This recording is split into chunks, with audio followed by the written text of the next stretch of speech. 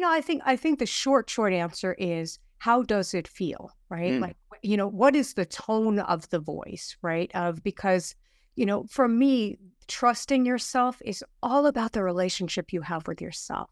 It's yeah. all about really cultivating a different relationship with yourself and not judging yourself. And so intuition will feel different, right? It will feel loving on some level of where fear just, so again, the tone, like intuition might say, don't date that serial killer. It might say that, but it'll say, loved one, don't date that serial killer, right? It would, fear would say, don't date that serial killer, you idiot. And remember all the other jerks you dated? So like the tone is different. Uh-huh. And what I teach people is that the entire purpose of our life, I really believe this, is to learn how to listen to an inner voice, but an inner voice of love, not Yeah. a voice of fear. Peace and riches blessings. I am Michael B. Beckwith, the host of Take Back Your Mind.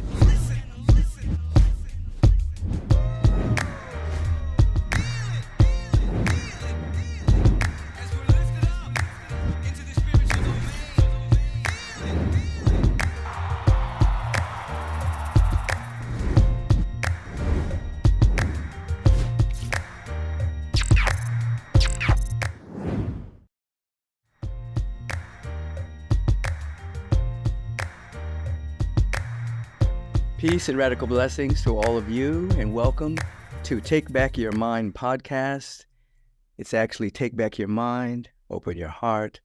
I am Michael Beckwith, the founder of Agape International Spiritual Center, and your host for today. I get to have conversations with individuals every week, individuals who have, in their own way, taken back their mind and opened their heart and allowed for that which is real and true to be the activity of their awareness and not be necessarily hypnotized by the things that occur in the world of media and nefarious hypnotism and things of that particular nature. And so it's always good to speak to people who are on a cutting edge of bringing inspiration and good to other folk as well. I have Tama Kieves with me today. Tama, how you doing? I am doing well. Thank you, Michael. Appreciate you being here. I'm going to let people know a little bit about you, and then you can fill in the gaps. Oh, how much time you got? No. We'll keep going. All right. Anyway, I know this woman, but I'm going to let you get the chance to know her. Honors graduate of Harvard Law School, left her practice to write and help others live and breathe their most meaningful self-expression. She's a best-selling author of A Year Without Fear, 365 Days of Magnificence, and others. Her newest groundbreaking book, Learning to Trust Yourself, Breaking Through the Blocks That Hold You Back, which just came out yesterday. So you can get it today. Featured in USA Today, Oprah Media, TEDx, and more, Tama is a sought-after speaker and visionary career success coach who has helped thousands worldwide launch and thrive in the life, calling, and work of their dreams. She's been on the faculty of premier holistic venues. She leads online programs and has also taught a course in miracles for years. She's known for her smart Spitfire spirituality, electric humor, and the big possibilities she brings out to others. I had her on my other radio program some time ago when I was doing that. And so now I get to have her again on Take Back Your Mind. Tama, how are you? Oh, I'm just so honored to be here, because talk about trusting yourself. You're the epitome of maverick souls. I'm Maverick? Maverick, baby. Why do I get that? I get called that frequently. Because you are it, and I love maverick souls. That's what this is about. Very good. Well, listen, I read a little bit of your bio, but give us a little more nuance on your origin story and how you, obviously, you graduate from Harvard Law School, and some shift took place in your life, and now you are the Tama that we know today. Yes. Like so many of us, it's what happened to us creates everything we're meant to be, right? And so, just the short version of this is, when I was younger, I dreamed of being a writer. I really did. I loved writing. And as you know, I grew up in a Brooklyn, New York Jewish household, and my mother said something like, you're going to write, you're going to starve. And and that was it. That was the go for your dreams. That was the go for your That dreams. was the affirmation. That was the affirmation for you. Baby. You're That going to was write, you're going to stop. the mantra of the day. And so, like so many people, I denied what I loved. I denied what was in my soul. I denied what I was here to do. And I chose a practical path. And I went to law school, Harvard Law School, and I was on partnership track in a major law firm. And I felt so empty. I just felt so empty and scared because I had what you're supposed to have, the definition of what success is supposed to look like. And I just felt so broken and empty. And I thought, oh my God, there's something wrong with me. And thank God a friend said, if you've been this successful doing something you don't even love, what can you do with what you love? And that was that light bulb moment for me. That was a moment when I decided I've spent my whole life not trusting myself, making decisions on not trusting my instincts. What would happen if I trusted my instincts? So that's what began this whole path. Beautiful. So now you have this book coming out about trust yourself. How do you distinguish between the fear-based thinking and the intuition? Because people sometimes don't want to move. They have those doubts, those worries, those fears. But inside, the intuition is speaking to them. How can they tell the difference between the two? Great question. Really great question. I think the short answer is, how does it feel, right? Like, what is the tone of the voice, right?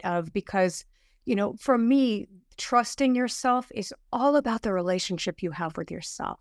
It's all about really cultivating a different relationship with yourself and not judging yourself. And so intuition will feel different, right? It will feel loving on some level, of where fear just, so again, the tone, like intuition might say, don't date that serial killer. It might say that, but it'll say, loved one, don't date that serial killer, right? It's with, fear would say, don't date that serial killer, you idiot. And remember all the other jerks you dated? So like the tone is different. And what I teach people is that the entire purpose of our life, I really believe this, is to learn how to listen to an inner voice, but an inner voice of love, not a voice of fear.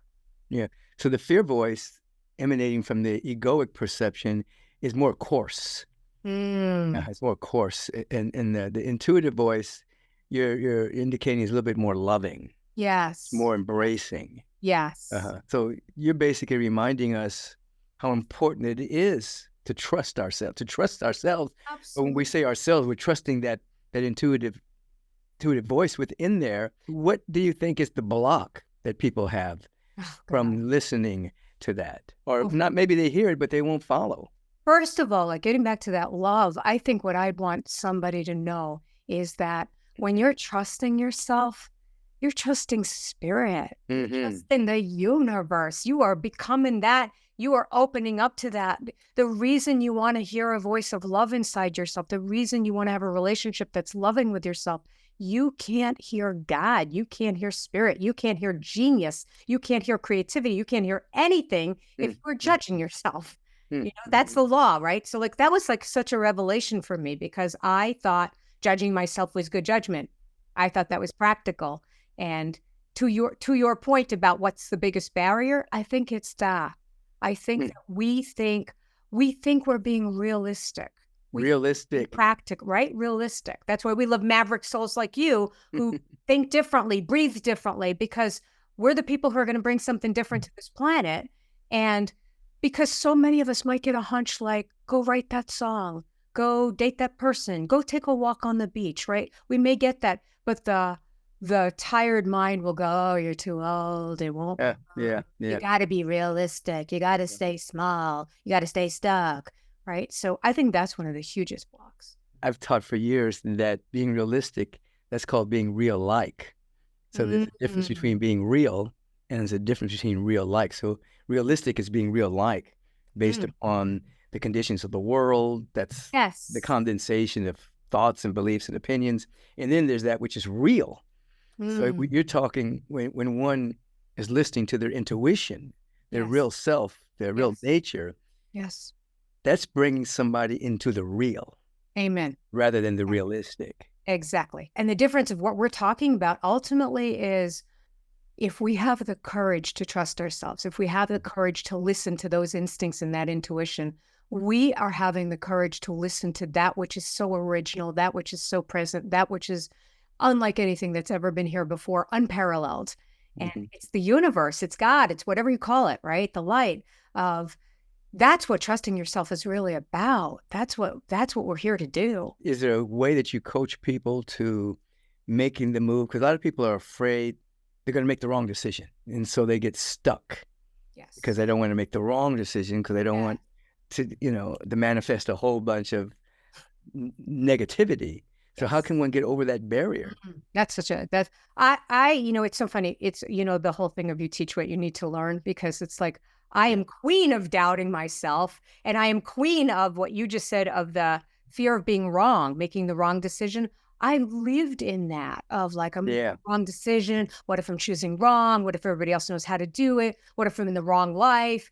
And and what I have learned over time is that you have to activate this. You have to choose something you love. You have to choose something. And I guess what I'd plant for somebody who's listening is what if you can't get this wrong? I have a whole chapter in trust in learning to I trust. like that question. You can't get this wrong. What if you couldn't get this wrong if you tried because this loving universe will help you? If stupid GPS can reroute you, if GPS, I can't drive to save my soul. If GPS can find my way and reroute me, so can the universe, so can God, so can love. But you can't get this wrong because you're going to continuously listen to that intelligence. And that, again, so much of the fear of getting it wrong is this fear that you're already wrong, that you already did it Mm, wrong, mm, mm, that you need some big fix to be okay. mhm. Don't. Yeah, When I you have like the what you right said. relationship with yourself, it's different. We're gonna Yeah. say something, Michael, I'm sorry. No, I'm liking what you're saying because you're inviting people to actually trust in something that's bigger than they are, but of which we're connected to and of which we are an emanation of. So you're inviting them not to just trust in their littleness, their worries, their Mhm. fears, but to trust something else. I mean, I like what you just said. Yes. If GPS can get us to our destination, then if we trust in this vast presence, which is the outpicturing of the order and the love of the presence, Mhm. so we're learning to trust in that and our intuition. And then I like what you said. We can't get it wrong because there will be, I guess, course corrections along the way. Yes. And again, who's to say what's wrong? It Right. wasn't wrong. Right. Like even those of us who've made mistakes, I had to go into something completely miserable as a career and literally almost have a breakdown, literally, truly. That Right. wasn't wrong. That wasn't a wrong choice. It became the breakthrough of my calling. It's why I'm here. It's why I do what I do. I had to do it so wrong that I'll never make that choice again. I don't Right. have the illusion that, oh, if I just had enough money, then it'd be okay. I don't have that illusion. Right. So some of Yeah. us, I don't think you can get this wrong. I know you Right. Because that original decision was to be safe can't. rather than to be who you are. And a lot of people are living that life. You just reminded me about my dad who was raising three boys with my mom. And at the time she was a stay-at-home mom, and he was a probation officer. Wow. And then he caught that he really always wanted to be an attorney, but he got a job Hmm. because he had a wife and kids, Yes. and, Yes. and his friends said, Beck, what are you doing? You can't just go to law school. You got these three kids, you Mm. got a wife at home. And so he cut them off Mm. and he went to law Oh, school. wow. He was the oldest person in his class, Wow. and he graduated, successful career as an attorney, then became a judge. Wow. He became somewhat famous because he has a very sharp wit Mm-hmm. and he can read people very well. He knows in the first 3 seconds Mm-hmm. if you're BSing him. You know what I mean? Mm-hmm. Mm-hmm. And one day he said to me, years later, after I started Agape, he says, "Man, I used to be famous in this town. Now everybody wants to know if I'm your father." That's great. It was funny, but you reminded me of his movement as well. Love that. I Yeah, love that. yeah, And again, the smaller minds are going to tell you what's safe, but it never even feels safe. The only thing that feels safe is being alive, is being really who you're meant to be. What little practices can people begin to do to begin to break down, one, the fear of doing it wrong, fear of making the decision from fear? Are there basic practices in the book or what you can give us today?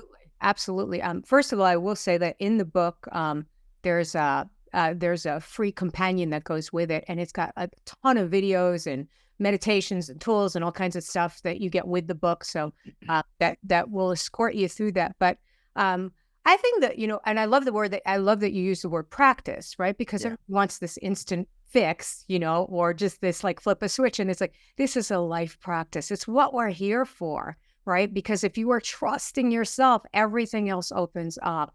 And so there's many different things. I mean, the first thing I would always say to somebody, if you want to do this, is start doing something you love. Do anything you love. Because if you do something you love, it changes your brain chemistry. Different identity. The person who's thinking about doing it versus the person who does it, very, very different, right? And so what I always try to get people to is an experience of it, rather not just a concept, just an experience, because I want you to know this. And then later, I have a gift for your community that talks about a practice, so I can talk about that then if you like. Beautiful. Yeah. Beautiful. That's just beautiful. You have a statement that says, most people that don't garner some level of success get in their own way, and others discover their own way. Yes. Yeah. So break that down for our people. I've coached many, many people over the decades, and I just started noticing, I just started paying attention to why do some people thrive and some people don't, and I just noticed that it was the people who kept getting in their own way. They'd try something, but then they doubt it. They'd try it, or they'd think, I'm not doing it right. I gotta research how everybody else is doing it. I gotta take some other program. I gotta do this. I gotta do that, right? They were getting in their own way instead of listening and trusting their own way, being instinctive. And so the example I always use is, if you wanted to lose weight, probably everybody knows you should probably eat kale instead of lasagna, right? Like we don't need an expert. At least spinach. At least spinach. Yeah. Spinach. Something. Swiss chard. Yeah, a carrot, for God's sakes.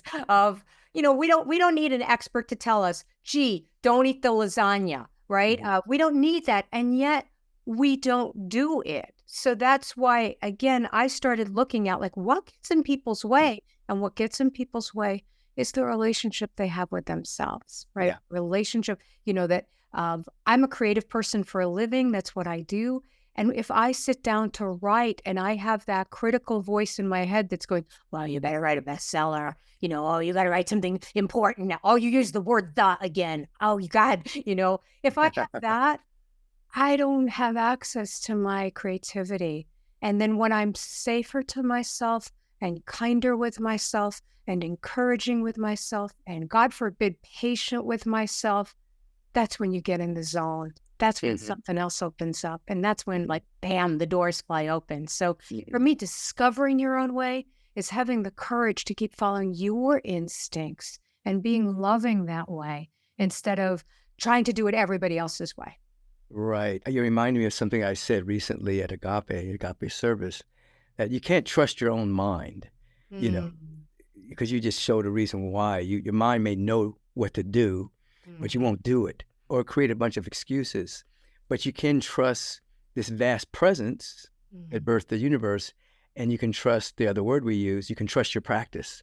Those are two things you can trust: the presence that birthed the universe and your practice. Yes. And I think that's what people who, let's say, achieve a certain level of greatness, whether in athletics or music, they have a practice. Yes. That they may not trust their emotions at that time. They may feel bad. Yes. But if they keep the practice going, they become genius. Yes. Because they're trusting in this vast other presence. So I think this is what you're... That's excellent, because I have never once in my life woken up and thought, ooh, I want to do yoga. It's never happened. It's never happened. It's never going to happen. I finally realized I didn't have to be in the mood. I just have to know if you do this, it works for you. Right. You just have to do it anyway. Then you're glad you did it. Exactly. Same thing Yeah. with for me for writing. I don't wake up out of bed like, oh my God, I'm so inspired. That doesn't always happen. It rarely happens, to be honest. Yeah. But the practice will get you there. Yeah. Exactly. That's beautiful. I'm gonna read something from your book, and then you can kind of just teach on it. All right. Woo! Yeah, okay. Chase your inner genius all the way. You may be off the map, You're but it's way, also off the charts. yes. That's a You're good way, statement. yeah. You're way maybe off the map, but it's also off the charts. I'm a little rule follower. I grew up like wanting to get an A, just tell me what to do to get the A. Just tell me what I'm supposed to do to get the A, right? And so I always wanted the map or you to tell me what to do. And trusting yourself is this, like all of a sudden really like starting to listen to myself. And it was a whole new territory. But that's why I always tell people just because you don't see a way in the world, just because there's no map for you, but just because you think different and you're brilliant, your way is going to be off the charts, darling, off the charts. It's going to be a way that wasn't there before. It's going to grow for you. And in fact, you're holding back your way by following something else, right? Right. Because every good book of inspiration doesn't say do what I did. It's Mm, follow principles, follow these practices your own way, and then absolutely. your way will unfold. Absolutely. Because everyone's unique. And especially those of us who are, and I think all of this is, we're all meant to be teachers. We're all meant to be innovators. We're all meant to bring our gifts to the world. When I first started writing my books, I write differently than a lot of the self-help books that are out there. I do a lot of really personal stories and really sharing intimately, but there's self-help advice and there's, my coaching, whatever. And when I was reading a lot of self-help books, this was not the way. That's not how you write. Like you either do memoir or you do self-help, but you don't like shove them in together, right? You don't do a combo. But you don't do a combo, but I'm a combo girl. And I wrote what I wanted to read. I wanted to hear somebody's gritty. I want to hear how the hell you do this when you're suffering. I don't want to hear, oh, my life was all perfect together. And here's my 3 steps and so for me, I was so scared to follow my own way, but it's what my readers have loved. It's what what's my following has said, oh my God, I love that because I learned from the stories. Right. Your way is off the charts, baby. Yeah, you're letting people know that this is not ivory tower. This is like grit. This is like real growth that you went through. Here was the Yes. obstacle. Here how I was getting my own way. And Yes. here's what I had to do to break free. And Yes. you can do this as well. Yeah. That's exactly it. Especially because what we're talking about, for me, all the steps that we're really doing, they're not the steps, they're the transformation. It's the healing. Everything I've ever worked with personally or helping somebody else has nothing to do with the steps we take. For me, it's been healing whatever beliefs in the way. Healing Absolutely. something that's in the way. That's good. That's good. Looks like steps, but it's actually an inner reckoning that's happening inside of us. Yes. Where we start to see differently and feel our relationship with life differently. And then we take the step from that space. Exactly. Yeah. Exactly. Yeah. You wrote this. My desires are holy. I know this because they give me energy.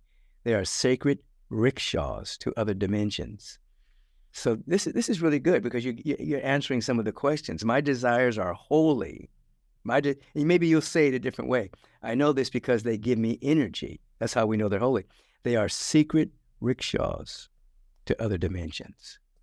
That's right out of your book. That's good stuff.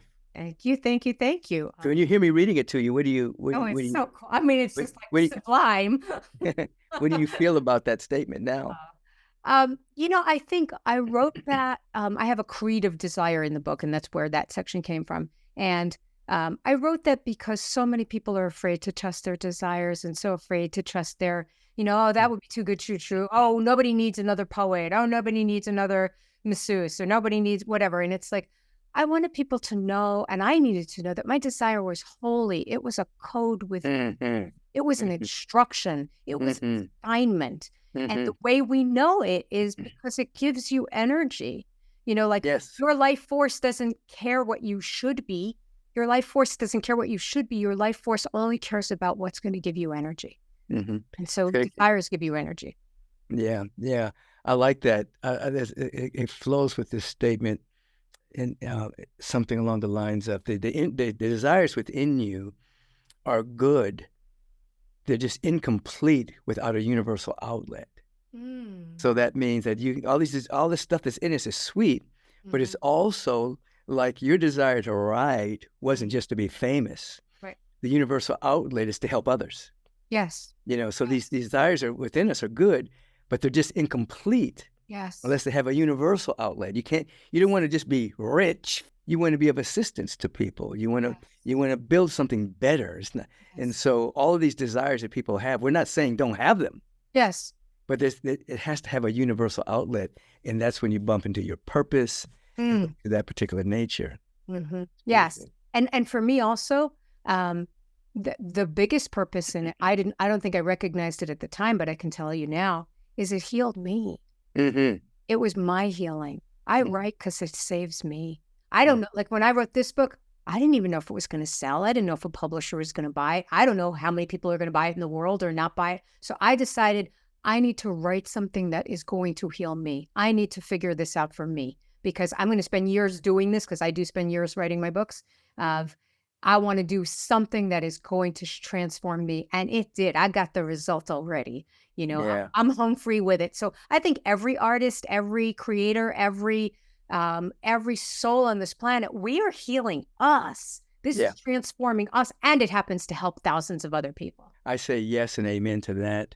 Because so many times I'll get up and allow the word to be spoken through me, but I'm getting the first dose. Yeah.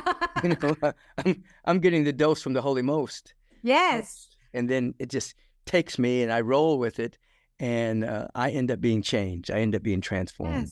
Yes. And it's like I'm going through my own changes in the public's eye. Exactly. Where I'm taking notes as I'm going along, right? Yeah. Absolutely. This is great. Here's another one. I will serve my heart. I will serve this heart. I will be a monk who studies the scripture of freedom in my veins, the pulse that pulls me. That's a powerful statement. Break it down yourself. It's glorious to hear you reading it. For me, it's just that it's the willingness to study ourselves. It's the will, like you said, practice. It's the willing to mindfully, lovingly, mercifully, non-judgmentally, really, really get to know the freedom in our own veins, how this being works, how this operating system was designed. Almost like this is a scripture that's in my veins. And it's like, I'm the only one that can originate this original path. No one else knows my path. That, I used to think everybody else knew it, right? I'd give my power away to anybody. Oh, you have an answer? You must be right. Oh, you're speaking it loudly? You must be right. And for me, my own healing has been, how do I get to know this soul? Really get to know this soul? Because, I'm sure you see this, Michael, all the time. So many of us, we're inspired on a Sunday, let's say with you, we're inspired and it's like, oh my God, I believe, I'm inspired, I'm gonna do this, I'm a rock star, I can do anything, the universe is mine. And then Sunday night, it's like, what the hell was I thinking? This came up, right? And so the call of our lifetime is to learn how to be undiluted, how to stay in that brilliance that is true. And we do that by really honoring the desires that are in us and the heart that's in us. Right. So you're kind of speaking to the fact that there's a lot of influence and influencers out there. They're saying some nice things, but one has to discern how they can hear their own voice. Maybe that external voice is a good voice, but it's leading us to our own voice. Yes. Yeah. So we're not relying on external forces. Yes. They can inspire, they can uplift, etc. Yes. Yeah. Or that I'm always listening to my inner voice in relation to an external voice. Like, I study you, Michael, because I resonate. Something in me, when you speak, it rings true for me. It's like, oh, yes, that feels right, right? Somebody else may not, right? And so I'm listening to you, but I'm also listening to myself in relation to you. And I think it's the difference between listening to information versus listening to wisdom. Right? I used to say there's information that informs, and then there's information that transforms. And that transformational energy is actually when somebody has embodied something. It's not just information that they've read. Yes. Then it transforms people's lives. Yes, exactly. Absolutely. So today, what would you say to somebody that is right now just stuck in self-doubt? What would be a meaningful step they could possibly take to begin to open up? Buy 500 copies of my book. No, I thought it was 600. but for you, $4.99. No, a meaningful thing I could say right now. First of all, if you are stuck right now, I'd want you to know a few things. First of all, what I'd want you to know is part of you feels stuck. Part of you feels hopeless. Part of you feels, but that is not you. That is not all of you. There is another part of you. So even though you're telling yourself you're stuck, that's a smaller part of you. And I just want you to have mercy with it. I want you to have love around it. What if you didn't judge where you are right now and you assumed, can't get this wrong. I can't get this wrong. Right? Something here there's something I'm here to experience right now. The magic is here. It's not somewhere else. It's not someday else. It's not down the road when I get this or I get that. And then I think two things I would say is first, is there a way to be kind to yourself right now? It hurts us is to be stuck, right? Like, is there just a way to be kind to yourself? And kindness, by the way, doesn't mean I'm going to eat 5,000 Hershey bars. No. Because my mind goes there like, ooh, but truly kind to myself, right? Like being kind to a friend, like not judging them. And the other thing I would say, again, always is, can you do something you love? Can you do anything that feels good to you? Or, maybe it's a walk on the beach. Maybe it's, listening to music, maybe whatever. It's like, can I be kind to myself right now? Can I know that magic is here? And can I just do something I love? Like if I like to write, start writing.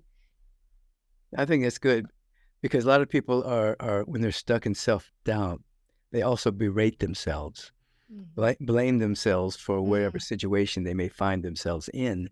So you're suggesting as a practice to do something that's kind for them. Yes. What would you do? You're asking them to ask, what would you do for somebody else in this situation? Yes. What does kindness look like? Yes. And then kindness opens up a doorway to being more receptive to the broadcast that's happening, not from the ego, not from the world, but from the individual. It is I think it self-kindness. I like that. I really think that's the secret of life, Michael. I really do. Like it's been the thing that's really been transforming my life is that I said it before, and I cannot be in self-judgment and hear spirit at the same time. I will never hear the voice of self-genius if I'm listening to self-negation. So just like you said about the kindness, if your friend was saying, well, I'm really hurting right now, you wouldn't say to them, what's wrong with you, you idiot? You've been here for 10 years, right? If that's what your friend get up, get another friend, right? Get up, right? You wouldn't do that. You would be like, tell me more, honey, or what's going on, or what can I do? Or here, let me just put my arm around you. Because that's self-love, that's self-acceptance, that non-separation from where you are right now, not separating from your experience, but actually bringing love to it. To me, that is spirit. That is God, right? Like, how can I be I sometimes, when I was really in pain, I would visualize like a master of the universe or a Jesus or a Krishna or whoever sitting beside me, just sitting beside me. So much love and saying, it's all right, honey. It's okay. And that self-acceptance and self-love gets you back in that different vibration, gets you back in that different resonance where, like you said, it opens up a different door. Absolutely. Yeah. I like this. Now, you said you take a period of time as you're distilling the information that's flowing through you, through your intuition to write. So when you think about this particular book, what is obviously trust is in the name of the book. What would you say is the most important message you really wanted to get to all of these people? I think it is what we're talking about. Like for me, again, because I kept trying so much. I wanted to hear the voice of spirit. I wanted to fulfill it. I wanted to be one. I wanted to feel that abundance all the time, but it wasn't working, or I'd feel it and then I'd lose it. I'd feel it, I'd lose it. And for me, one of the distinctions I finally realized was it was the relationship to myself that needed to change. I needed to be self-loving to hear a loving God. I needed to, like, so that relationship to yourself. So in the book, I literally go up against all the different blocks that stop you. So for me, self-comparison, like turning self-comparison to self-appreciation, turning self-neglect into self-care, turning feeling of helplessness into empowerment, right? And so because as I undid those blocks, that trust just flowed. Right. So that's what I'd want people to know is you could have a completely different relationship with yourself in this lifetime. It will open up all your gifts. It will open up all your genius. You will be a different presence on this planet. I like this. You're basically telling people that it's not about achieving something external. It's about shifting our inner landscape. Yeah. That there's a love, there's an appreciation, there's a joy, there's an availability, and all of those blocks are more like static on the line, preventing you from hearing the broadcast. Yes. Yeah. The universal broadcast is perpetual, and it's telling you, let there be light, let there be love, let there be beauty, let there be abundance, let it be everywhere. But we have static. We can't hear it. All we hear is the static. You're not good enough. You're unworthy. Yeah, this will never happen. Yeah. So you're giving people ways to discern what that static is, to not believe it, so that they can hear what's really being said. Why didn't I just talk to you before? You could have written back cover description. That's great. Your next book. That's great, Michael. But it's true because most of us, we believe we are the static. Yeah, that's very important what you just said right there. Yeah. They identify with the content of the mind as their self. Yes. And that's not who they are. Yes. I believed I'm the smaller self, that smaller person that, again, I suffered from comparing myself all the time, I'm not blonde, I'm not this, I'm not that, You're not blonde? I'm not dark haired either, by the way. But I am now. But just again, we identify with that static. We identify with the smaller self, and really it's time to start identifying with that creativity, genius, love that's inside you, that larger self. Let me ask you this. Your mother, where did that relationship go? Is she still alive? She's no longer alive. She's passed over. Did she see who you have become? She did. And, and history changes, right? Like now it became, we always supported her as a writer. We bought her pens. We bought pens, everybody bought pens, Here's your pen. Go you for had it. to buy a pen for school, right? It's like, right. But yeah, no, it became, history got revised a little bit, so, yeah. But I think she was very proud. She was proud, not that sadly, it wasn't even so much that I was happy. She was proud because she saw me on TV. Oh yeah, that's the big. That's when it counted. Yeah. That's the count. Yeah, you were on television. Yeah. Yeah. She's made it. Yeah, I knew this as she was growing up. My mother would even start quoting things like, "Oh, she's at Omega," or blah blah blah. She didn't even know what those places were, but she knew they must be something. But she was proud. She was proud. So now, let's imagine for a moment that this conversation is complete and you've gone on. What do you think would hit you to say, God, I forgot to say that. I should have mentioned that. For God's sake, go there now and see if anything comes that needs to be a part of our conversation right now. I could tell a quick story if that's okay. Absolutely. Please. Okay. Just because I would have loved, because I'll just because again, so much of the work that we're talking about is again how we see our beliefs and we're not seeing reality, right? Like we're just seeing what we believe about reality, but we're not seeing the reality. And so I had a belief my whole life that just said, I never get what I really want. It was a secret, like a secret, belief that I still have that voice of, you never get what I really want, right? So like, if a client would cancel, I never get what I want. Speaking engagement didn't come through, I'm never going to get what I really want. And that belief, by the way, blocks out all of reality, right? Because I'm just focused. Your mind will find the evidence of a belief. It will not see reality. It will find that's right a belief, right? And so I would see only that. Meanwhile, I wouldn't see, hello, you got 5 books published. That was something you wanted. Hello, you live in a great house, or hello, you got a purple pen and you like purple. I mean, just like all kinds of things that we have in our lives that we don't see because we have a belief in the way. And I just want to tell you a really quick story about it because I did like digging around, like where did the hell does this belief come from?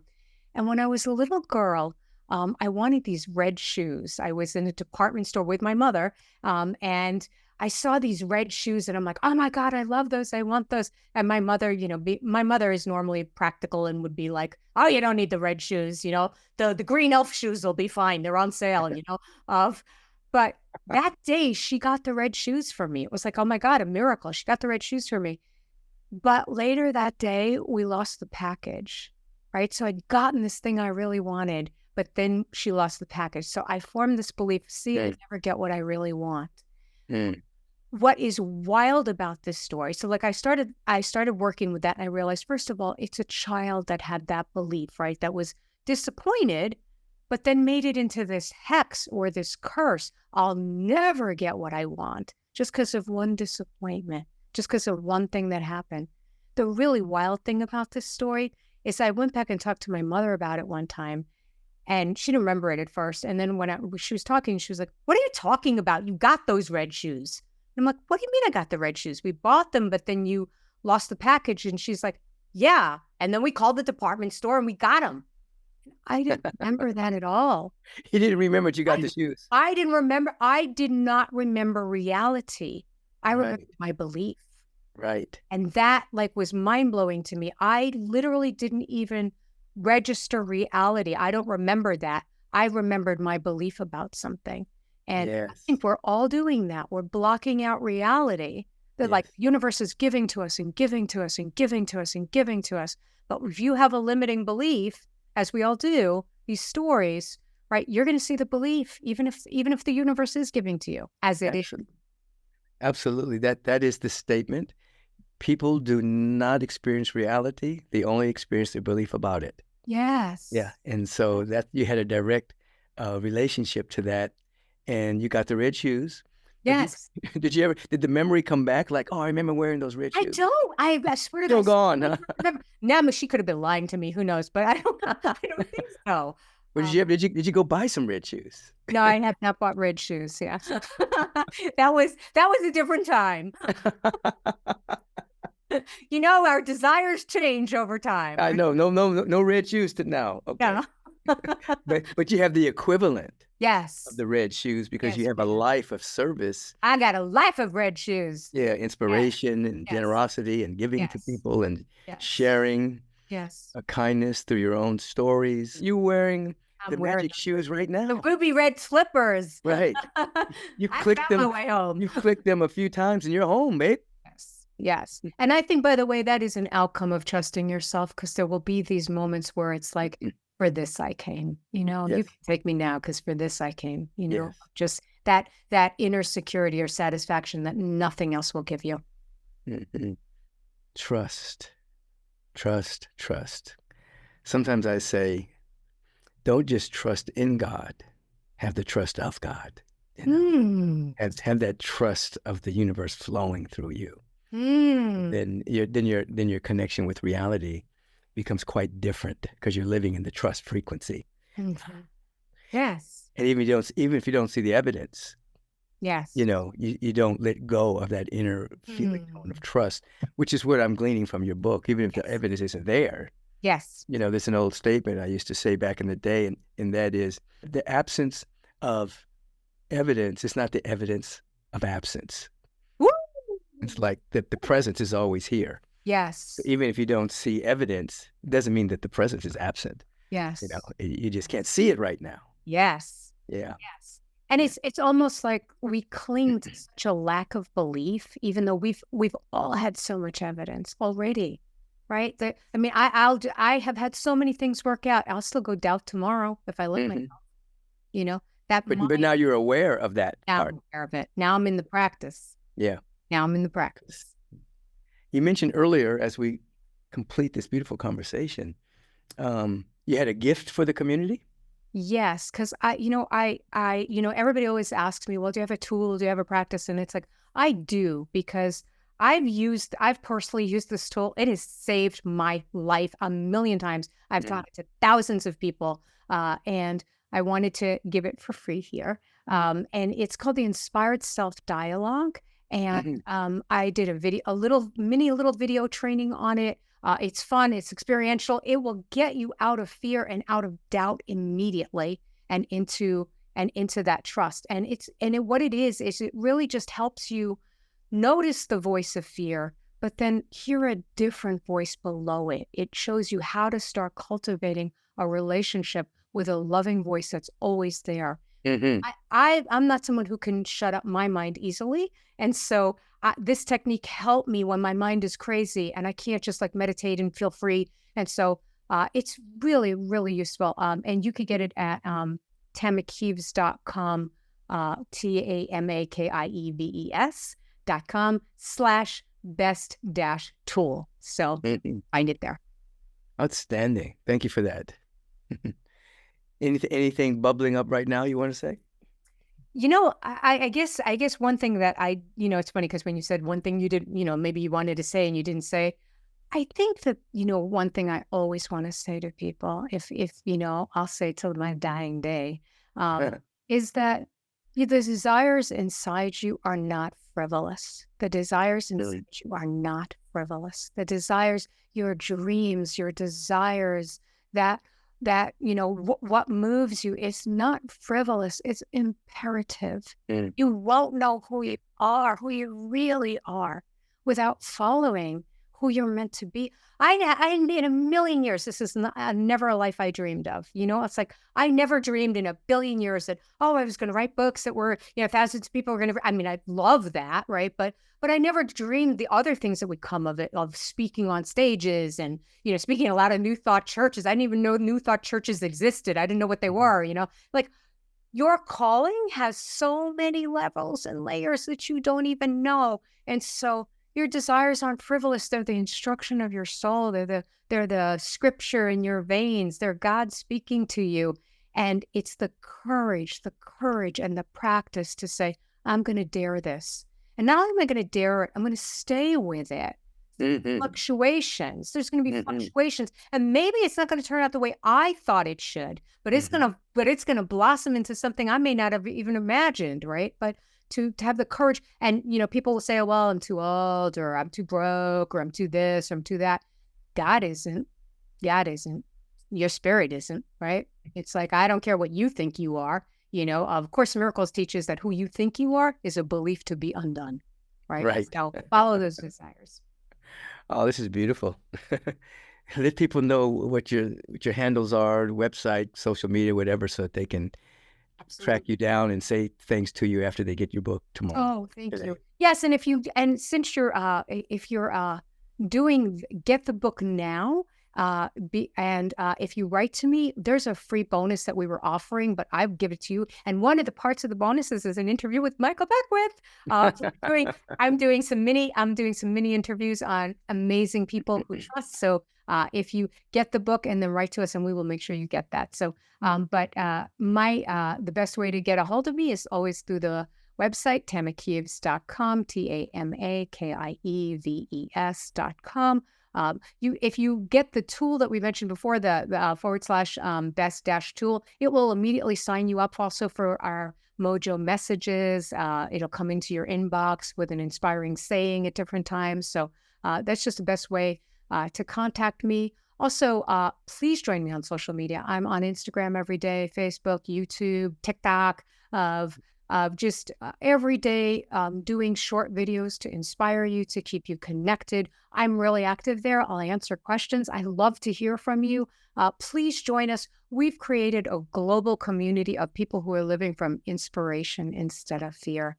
And I would love to have you join me. I'd love to hear from you if you enjoyed this conversation.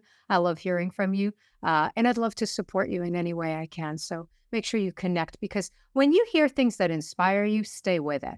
If this inspired you, stay with it, right? But the thing, because people get inspired and then they go home and that's that. And it's like, no, stay with the practice. Stay with the people who inspire you. We inspire each other. We keep this alive. So join me if you can. Outstanding. Hey, listen, you just heard Tama Kieves. learning to trust yourself. Pick up the book, but even go further than pick up the book. Read it and do some of the practices, because it's not practice that makes perfect. It's perfect practice that makes perfect. So in her book, there are practices that are wonderful. So you won't just be practicing fear or doubt or worry. You're going to be practicing self-love, self-kindness, and making yourself availability to hear beyond the static. This is Tama Kieves. I am Michael Beckwith. We're on Take Back Your Mind, Open Your Heart. Thank you for joining us. Have a beautiful and bright rest of your day, evening, or night. Whatever time zone you're in, we're in the timeless together right now. Thank you for tuning in.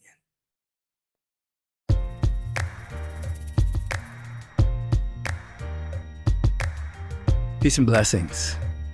I truly hope that you are enjoying Take Back Your Mind podcast. The Take Back Your Mind podcast is sponsored primarily by the Agape International Spiritual Center. In other words, everything that you see in terms of the staff that puts this together, the editing, the equipment, all of this is sponsored by our Agape International Spiritual Center. So if you are enjoying the podcast, I'm inviting you to support the sponsor. Support Agape. Simply go to agapelive.com and make a donation. And say in the donation that you are supporting the podcast. It allows us to keep broadcasting. It allows us to keep putting these magnificent moments together with these wonderful people that I get to interview. We keep having the possibility of updating the equipment that's necessary and providing the wonderful content that many of you are writing in and saying, I really love the podcast. Support the podcast. Support the sponsor. Agape International Spiritual Center. agapelive.com. You can also text to donate. You can text the word give to 424-321-6243 and put podcast so that we know that you're really supporting this wonderful podcast. Our secondary sponsor is Adaptozen, Adaptozen. This is my superfood greens. It's nutritionally dense because I teach spirit, mind, and body. We want our body temples to be healthy. So one of the products is my superfood greens. You can go to NutraRise.com. Those three little lines you see, you hit those three little lines and you'll see Adaptozen. There's two products, my superfood greens and a product called Elevate, which are organic mushrooms for your health. You can put both in your smoothies so that you have main ingredients for the health of your body temple. These are our sponsors. Primary sponsor, Agape International Spiritual Center. Secondary sponsor, Adaptozen. I want you to be healthy. I want you to be wise. Circulate and share. Peace and blessings.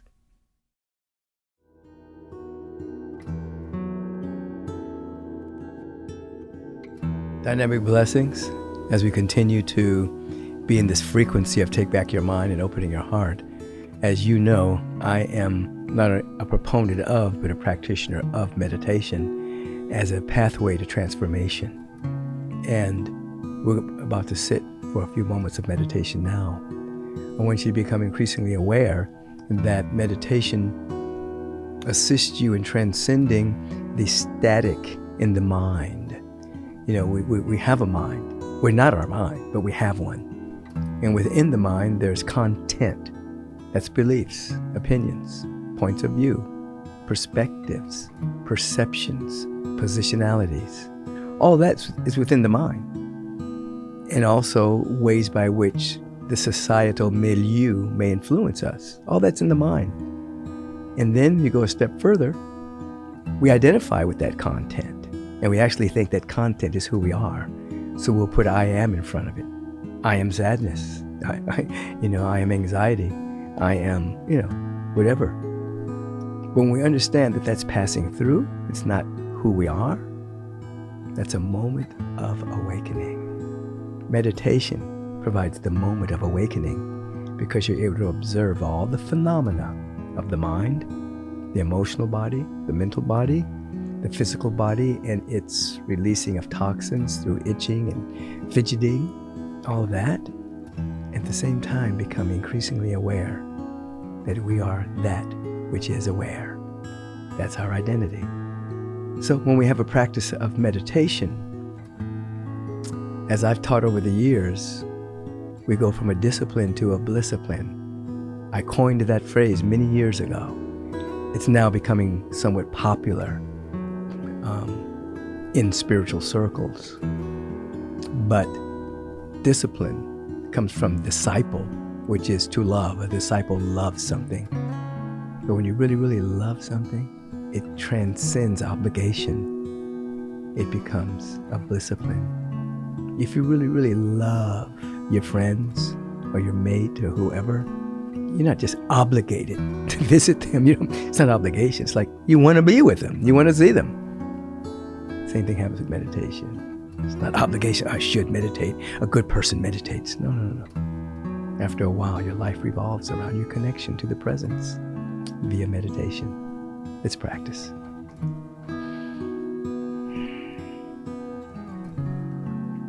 I invite you to turn within, that is, close the outer eye, put a slight smile on your face, which begin to kickstart tonic chemicals to flow through your body just by smiling. Become present with the body that is breathing. That is, become present with the breath that's breathing the body. Become present to the truth that that breath is happening presently and not in the future.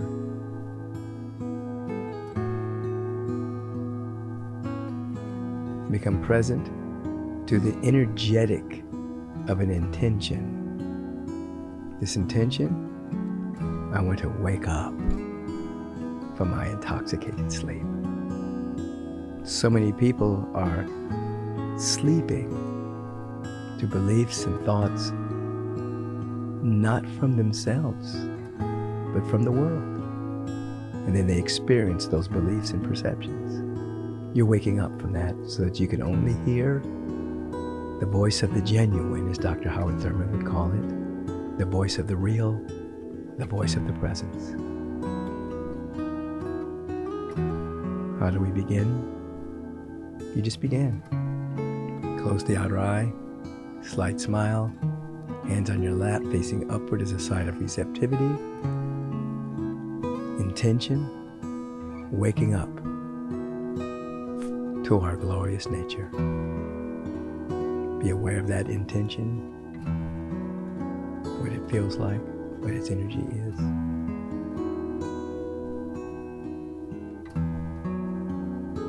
As you're aware of the breath, what's allowing you to be here, not in the future, not in the past. And just sit with a childlike wonder of being in the silence and the stillness, in the sacred solitude of your own life.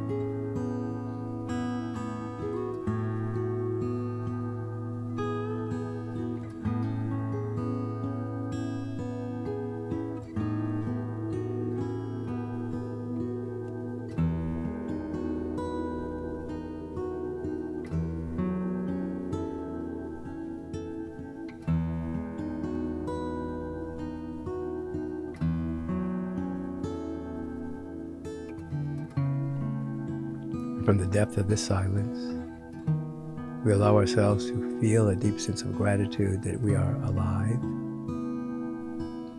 and that through being still, we have set something in motion, and that what we have set in motion is our own transformation, our own awakening to our glorious nature. We feel it in our bones now and give thanks for it. And so it is. Amen. As we slowly open our eyes, we bow to each other and say, now so be it. Be that high frequency. Have a blessed day. How do you have a blessed day?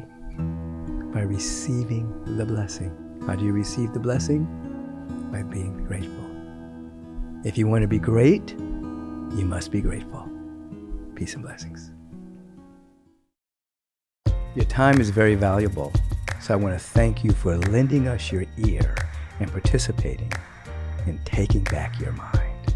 If you want to submit a question for the question of the week, please submit it to podcast@michaelbeckwith.com. If you've enjoyed what you've heard today, please submit a review and let us know your thoughts. Stay on top of current episodes by subscribing to the podcast so that you'll receive alerts and not miss one single episode. And feel free to share this podcast with all of your friends and family. And until we meet again, take back your mind, and you will take back your life. Peace and blessings.